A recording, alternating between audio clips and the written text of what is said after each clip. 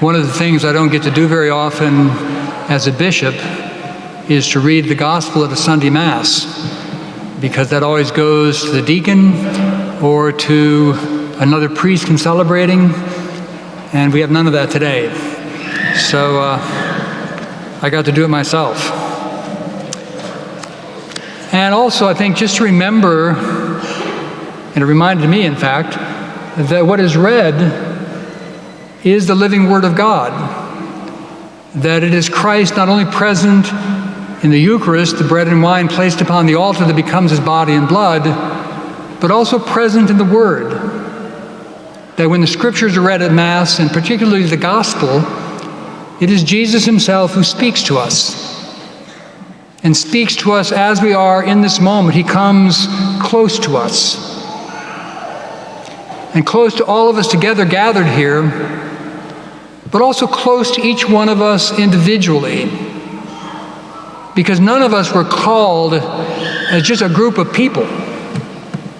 The Lord is at work in the lives of each one of us in a unique way, summoning us here to this Eucharist, summoning us to follow Him, summoning us to carry the cross in His name and with the strength that He gives us, in order that His love might take root and grow and bear fruit in our lives in this world and in the world to come. And so He is present to us. Oftentimes, His presence is veiled. It is disguised. In fact, as He meets these 10 lepers, as He enters this village, He's on His way to Jerusalem. The first line of the gospel is Jesus continued His journey to Jerusalem. He's on His way to the cross. He has, as St. Luke tells us, resolutely determined to go that one direction, that He sees that as the fulfillment of His Father's will. And that is ever in His mind. His disciples would like to think maybe it will turn out otherwise, or maybe they forget all about it to begin with. But Jesus, as He enters this village on the border between Galilee and Samaria in the northern part of Palestine, He encounters this group of 10 lepers. So we have 10 lepers on one side, Jesus and His 12 disciples, and the other women and men who follow in His company. And of course, the lepers are quarantined.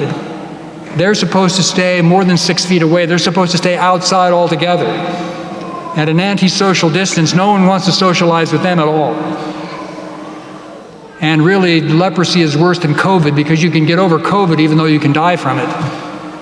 But leprosy, there's no escape. And so He meets these lepers. And they're coming into as Jesus comes into the village, He meets them outside, and they cry out, "Jesus, Master, have pity on us."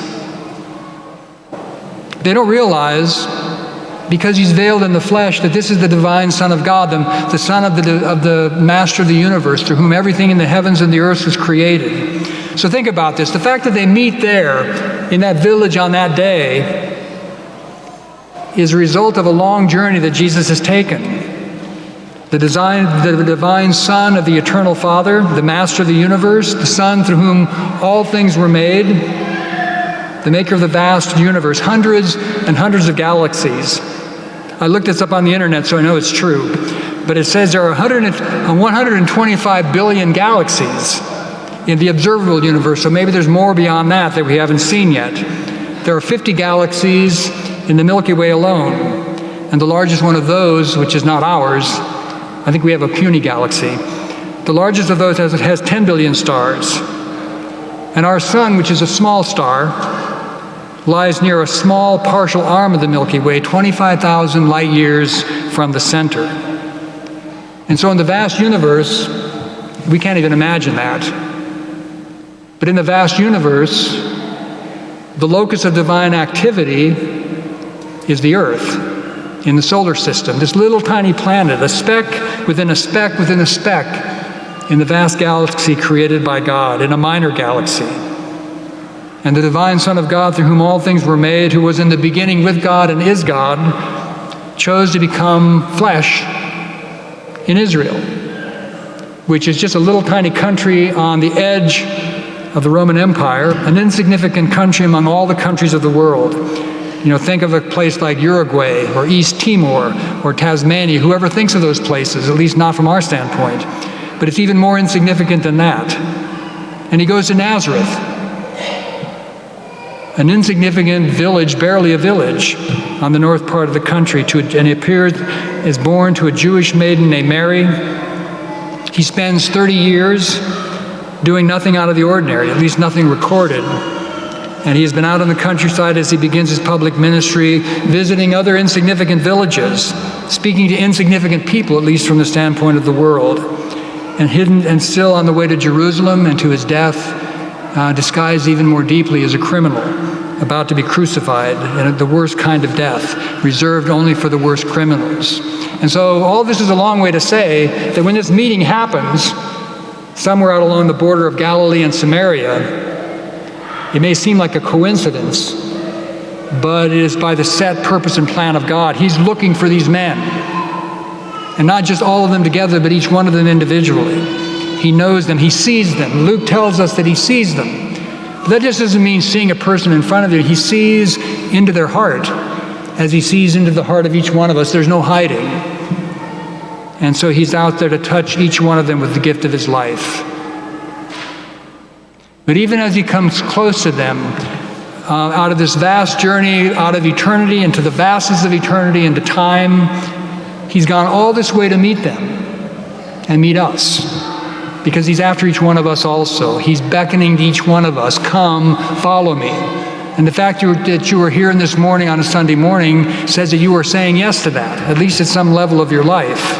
But even as he comes close to us, he leaves a little bit of a space for us to respond, like a mother with her arms out to a child, asking the child to take a step, which is only possible because the mother is there in the first place and the gift of life has been given. So Jesus comes close to these lepers so that they can approach him. The fact that they're able to say, Jesus, Master, have pity on us, and be in his presence is because he has come close. Initially to approach him for healing, more importantly, to return to him, as only one does, praising and thanking God and bowing before him, who is the source of all healing. Only the one man does, the Samaritan man. So Jesus comes to them then, but he comes to them as gift, as a divine gift of healing.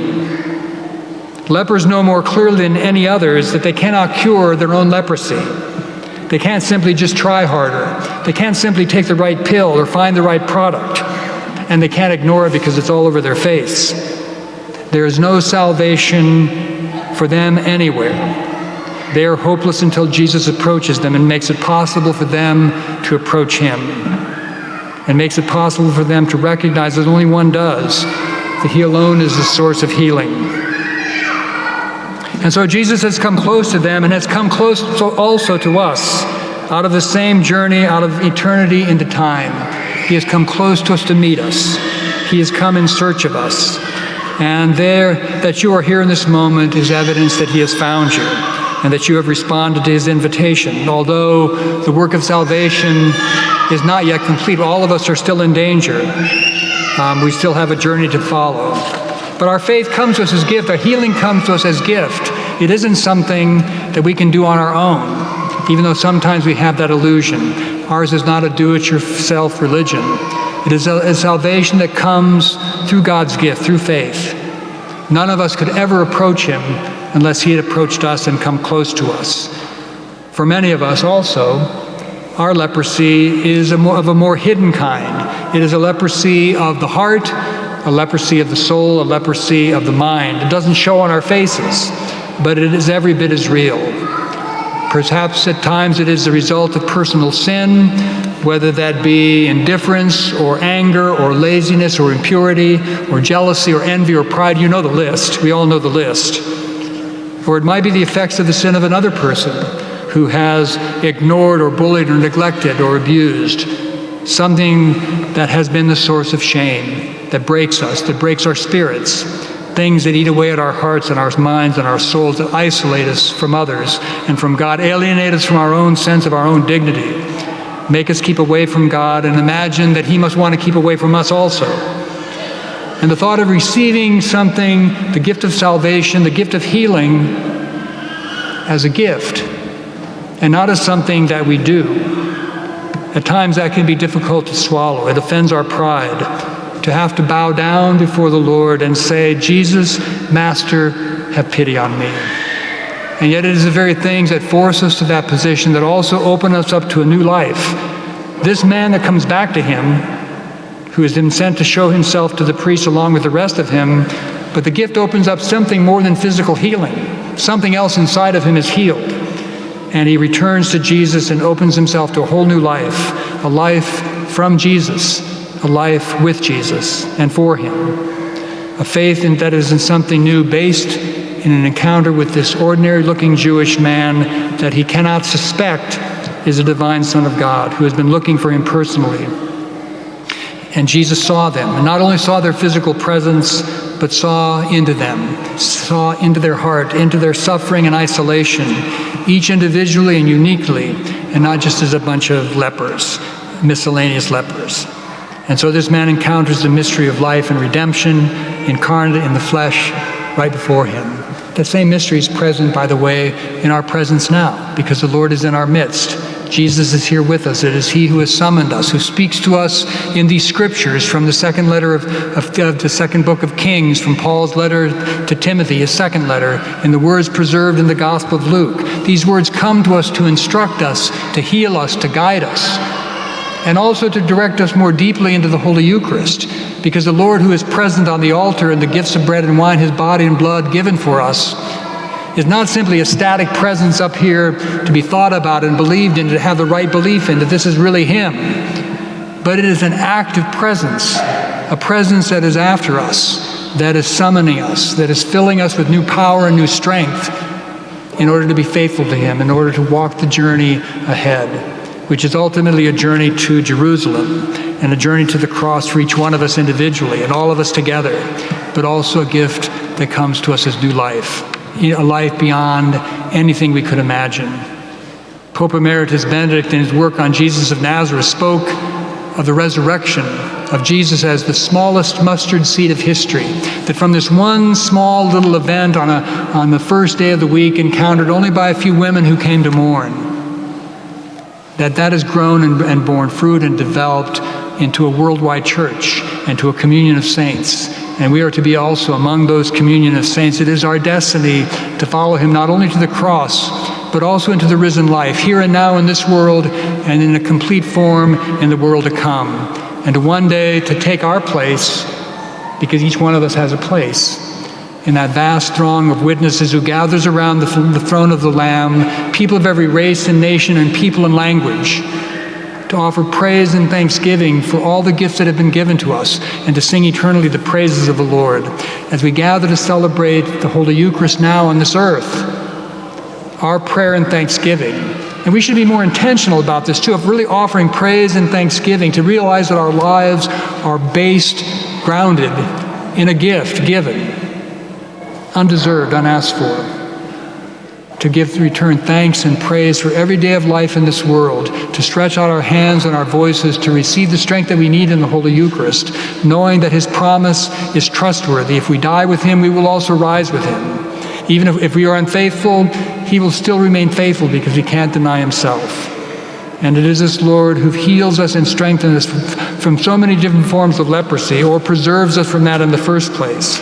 And he has promised to remain with us all days until the end of the world, to draw us close to him, to know that he's with us, and giving us the grace in each moment of our lives to remain faithful to him until the end, until our end, until the hour of our death, to die with him so that we might live with him, trusting that he is faithful and that he will never abandon us or leave us to face our difficulties alone.